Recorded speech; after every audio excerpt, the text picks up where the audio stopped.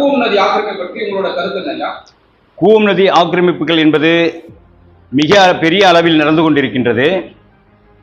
குறிப்பாக சொல்லப்போனால் national highway என்று சொல்லப்படுகின்ற பகுதிகளில் சுற்றி இருக்கின்ற கூவம் நதிக்கரைகளை வியாபார மனைகளாக கமர்சியலாக அதை ஆக்கிரமிப்பித்து அரசியல் அதிகாரம் பெற்றவர்கள் மற்றும் பணம் பலம் பெற்றவர்கள் அந்த இடத்தை ஆக்கிரமிப்பு செய்து கடைகள் கட்டி வணிகம் செய்கிறார்கள்.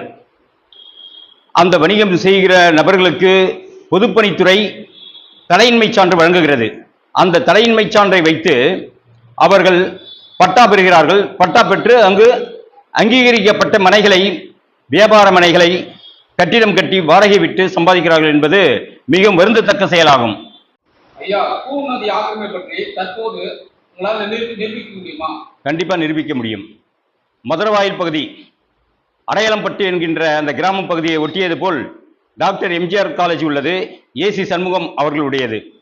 அந்த ஏசி சண்முகம் அவர்களுடைய கல்லூரிக்கு எதிர்த்தது போல் உள்ள கூவம் கரையை சுமார் 500 மீட்டர் அளவிலே ஆக்கிரமித்து மிகப்பெரிய அளவிலே பவுண்டேஷன் போட்டு அவர் கல்லூரி கட்டுவதாக தெரிய வருகிறது. தற்போது நீங்கள் யார் வேண்டுமானாலும் பார்க்கலாம். நான் அதை எனது பேஸ்புக் புத்தகத்தில் கூட வெளியிட்டிருக்கிறேன். எந்த நடவடிக்கையும் இல்லை. மக்கள் விழிப்புணர்வு இல்லாமல் இருக்கிறாங்க.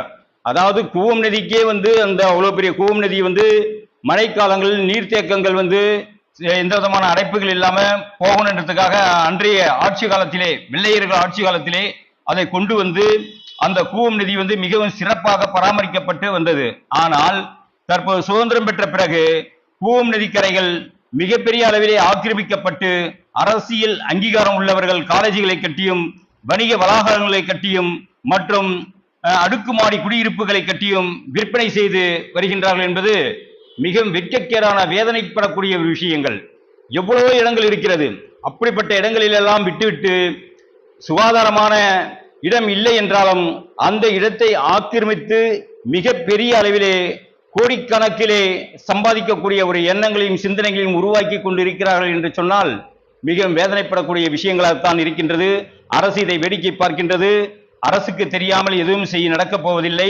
மேலும் அந்த பகுதிக்கு உட்பட்ட மாவட்ட ஆட்சியர், வட்ட ஆட்சியர் இவர்கள் மீது கடுமையான நடவடிக்கைகள் மேற்கொள்ள வேண்டும் என்பது எனது குற்றச்சாட்டு.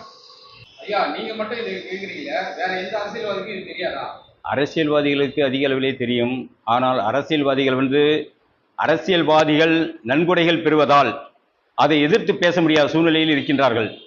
ஆனால் சாதாரண மக்கள் அந்த அடையாளம்பட்டு என்கின்ற அந்த கிராம பகுதியிலே பூர்வீகமாக வசிக்கின்ற அந்த மக்களுக்கு இன்னும் பலருக்கும் பட்டா வழங்கப்படவில்லை என்பது மிகவும் கேவலமான செயல்.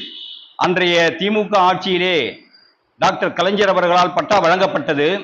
ஆனால் அந்த பட்டாவையே பின்பற்றி தான் தற்பொழுது அதையே தான் வழங்குகிறார்கள் தவிர அவர்கள் வசிக்கின்ற மனைக்கு உரிய அளவுக்குரிய பட்டாவை சரிவர வழங்கப்படவில்லை.